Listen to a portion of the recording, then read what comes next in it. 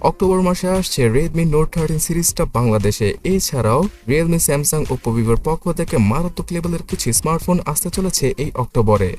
এছাড়াও শুধুমাত্র ৭,০০০ টাকার মধ্যে একটা ফোল্ডেবল স্মার্টফোন আসবে বাংলাদেশে। So hey guys, Shanto here. সর্বপ্রথমে Xiaomi থেকে শুরু করছি।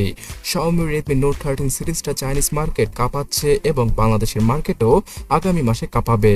আশা করা যাচ্ছে চাইনিজ মার্কেটের পাশাপাশি ইন্ডিয়ান মার্কেটে Redmi Note 13 সিরিজের 2 থেকে 3টা মডেল লঞ্চ হবে সর্বপ্রথম।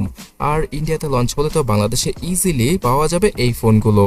Redmi Note 13, Redmi Note 13 Pro এবং Pro Plus এই তিনটা স্মার্টফোন আসতে পারে সর্বপ্রথম, যেখানে কিনা MediaTek Dimensity 6080, Snapdragon 7S Gen 1 আর MediaTek Dimensity 7200 Ultra এই তিনটা মারাত্মক লেভেলের চিপসেট থাকবে এই তিনটি স্মার্টফোনে। এছাড়া সর্বোচ্চ 200 মেগাপিক্সেলের ক্যামেরা, 16GB RAM, 120 ওয়াটের চার্জিং স্পিড সহ কার্ভ সুপার অ্যামোলেড প্যানেলের 3D ডিসপ্লে থাকবে Redmi Note 13 Pro Plus স্মার্টফোনটায়। তাই এই ফ্ল্যাগশিপ কিলার ক্যাটাগরির স্মার্টফোনের জন্য হয়তো আপনারা সকলে ওয়েট করছেন।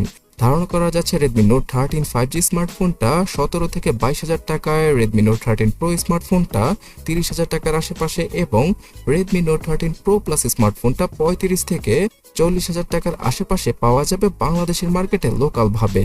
তবে অফিসিয়াল ভাবে এই ফোনগুলো বাংলাদেশে আসতে আরো বেশি সময় লেগে যাবে। আর বাংলাদেশের মার্কেটে Redmi Note 13 স্মার্টফোনটার 5G নয় 4G স্মার্টফোনটাই পাওয়া যাবে 20 থেকে 25,000 টাকায়, যেমনটা কিনা বর্তমানে Redmi Note 12 4G স্মার্টফোনটা পাওয়া যাচ্ছে। আর হ্যাঁ, বাংলাদেশের মার্কেটে কিন্তু Redmi Note 12 এর আরো দুইটা ভেরিয়েন্ট লঞ্চ করা হয়েছে। একটা হচ্ছে গিয়ে 6128, যার জন্য কিনা 21,500 টাকা অন্যদিকে, আর 256GB ভেরিয়েন্টের জন্য প্রায় 25,000 টাকা অফিসিয়াল ভাবে দাম রেখেছে Xiaomi বাংলাদেশ, যেটা কিনা অনেক বেশি। বিকজ আনঅফিসিয়াল ভাবে আপনারা শুধুমাত্র 16 থেকে 22,000 টাকায় এই ফোনটার 6 থেকে 8GB র্যামের ভেরিয়েন্টটা পেয়ে যাচ্ছেন বর্তমানে। এছাড়া গাইস, Xiaomi 13T Pro সিরিজটা বর্তমানে ইউরোপের মার্কেটে লঞ্চ হয়েছে। তো আশা করা যায় যে বাংলাদেশেও আনঅফিসিয়াল ভাবে এই ফোনগুলো মানে ফ্ল্যাগশিপ ক্যাটাগরির স্মার্টফোনগুলো আগামীতে অক্টোবর মাসের মধ্যেই আমরা পেয়ে যাব। তো Xiaomiর পরে এবার Realme সম্পর্কে জানাচ্ছি। Realmeর ফ্ল্যাগশিপ ক্যাটাগরির Realme GT5 Pro অথবা GT Neo 6 এই স্মার্টফোনটা আসতে পারে, যেখানে কিনা Snapdragon 8 Gen 2 অথবা Dimensity 9200 Plus এই ধরনের ফ্ল্যাগশিপ ক্যাটাগরির চিপসেট পাওয়া যাবে। এবং এই ফোনটাতে 18 থেকে 24GB র্যাম থাকবে। আমি ভার্চুয়াল র্যামের কথা বলছি না, রিয়েল র্যামের কথা বলছি। তার পাশাপাশি 512GB আর 1000GBর ইন্টারনাল মেমোরির সাথে আসবে Realme GT5 Pro স্মার্টফোনটি। এখানে ফ্ল্যাগশিপ ক্যাটাগরির ক্যামেরা সেটআপ আর 144Hz এর সুপার অ্যামোলেড প্যানেল থাকবে। তো আশা করা যাচ্ছে শুধুমাত্র 50 থেকে 60,000 টাকা প্রাইস রাখবে Realme এই ফ্ল্যাগশিপ ক্যাটাগরির স্মার্টফোনটির জন্য। তবে বন্ধুরা, টেকনোর পক্ষ থেকে এমন একটা স্মার্টফোন আসছে যেটা কিনা স্যামসাং এবং অন্যান্য সকল ব্র্যান্ডগুলো লক্ষ টাকার উপরে সেল করে থাকে। আমি বলছিলাম টেকনোর ফ্যান্থম বি ফ্লিপ সম্পর্কে। এই স্মার্টফোনটাকে বাংলাদেশে আনার অফিসিয়াল ঘোষণা দিয়ে দিয়েছে টেকনো। ইতিমধ্যে সিঙ্গাপুরে লঞ্চ করা হয়েছিল এই ফোনটি, যার প্রাইস ছিল 50,000 টাকার আশেপাশে, কিন্তু বাংলাদেশের মার্কেটে 60 থেকে 70,000 টাকায় এই রকম একটা ফ্ল্যাগশিপ ক্যাটাগরির স্মার্টফোনকে আনবে তারা, যেখানে কিনা সেমি ফ্ল্যাগশিপ টাইপের Dimensity 8090 চিপসেট আর 45 ওয়াটের ফাস্ট চার্জিং থাকবে। তবে আমার কাছে মনে হয় যে টেকনোর ব্র্যান্ড ভ্যালু এখনো স্যামসাং অথবা ওপো, ভিভোকে ছুঁতে পারেনি, তাই এই ফোনটা অতটা বেশিও মার্কেট কাঁপাতে পারবে না। তাছাড়া বন্ধুরা, ফোল্ডেবল স্মার্টফোনের কথা বলছি আর OnePlus-এর কথা বলবো না। OnePlus ওপেন নামে নতুন একটা ফ্লিপ ফোল্ডেবল স্মার্টফোন আনছে তারা, যেটা কিনা অনেকটাই ওপো ফাইন্ড অ্যান্ড 3-র মতো হবে। মানে ওপোর ফ্লিপ স্মার্টফোনকে রিব্র্যান্ড করে OnePlus তাদের নামে নিয়ে আসবে। আর বাংলাদেশের মার্কেটেও এই ফোনটা চাহিদা থাকলে আসতে পারে আনঅফিসিয়াল ভাবে।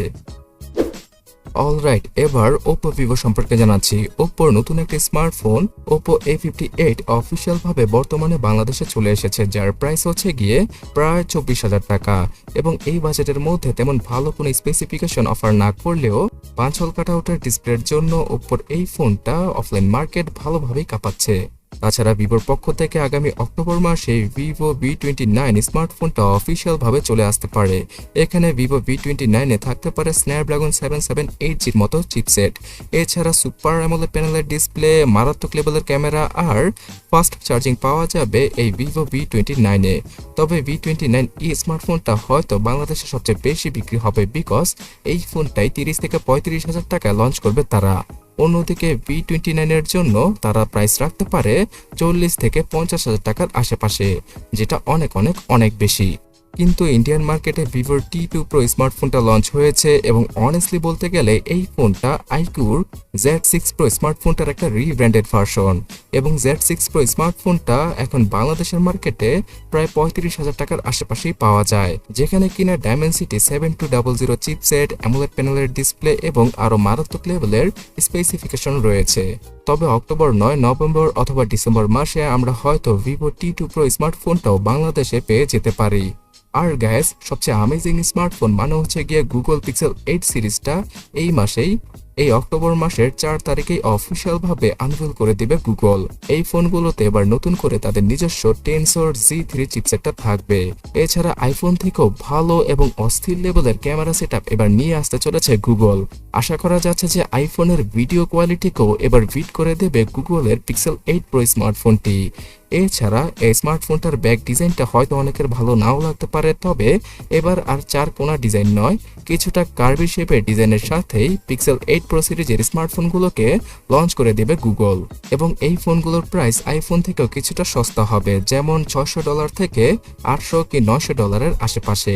তাছাড়া 8 Pro সিরিজের মধ্যে এবার 12 থেকে 16 জিবি র্যামকে আমরা পেয়ে যেতে পারি। অলরাইট গাইস, সর্বশেষে স্যামসাং সম্পর্কে জানাচ্ছি। স্যামসাং এর সবচেয়ে হাইপ তোলা স্মার্টফোন স্যামসাং S23 FE এই ফোনটা অক্টোবরে চলে আসবে।